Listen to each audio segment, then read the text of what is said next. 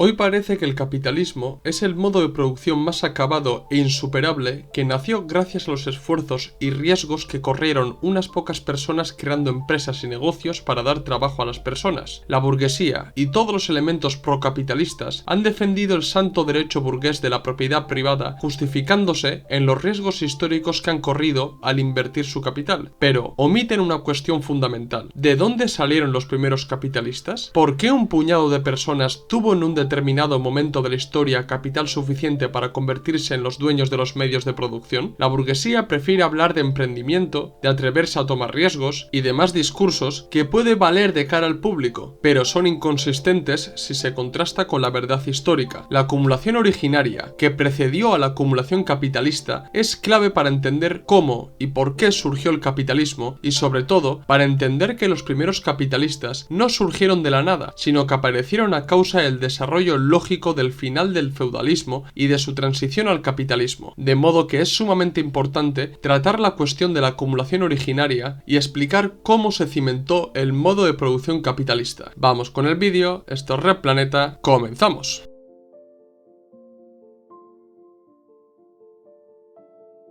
Los argumentos de los capitalistas de que el pobre es pobre porque quiere y el capitalista está en una instancia superior a causa de sus esfuerzos y por el emprendimiento no son argumentos nuevos. Los primeros comunistas tuvieron que hacer frente a estas posturas mucho antes que nosotros y Marx comenzó a estudiar el funcionamiento del modo de producción capitalista partiendo de los principales autores de la economía política para desmentir estos postulados. Si algo caracteriza a los comunistas es que los estudios que realizan sobre los objetos, fenómenos o los modos de producción no se quedan solamente en el estudio actual del objeto que se pretende estudiar, sino que están obligados a estudiar la historia y el desarrollo mismo de los objetos en cuestión para desarrollar una cosmovisión y comprenderlo en su totalidad. Para Marx, el capitalismo no era un sistema que había nacido del vacío y que como tal era el sistema más acabado y perfecto, sino que Marx recalcó el carácter transicional del capitalismo. Todo está sujeto a las leyes de la dialéctica y los modos de producción no son ninguna excepción. Esto es, todos los modos de producción han surgido partiendo de los modos de producción que los han precedido, se han desarrollado y han sido superados.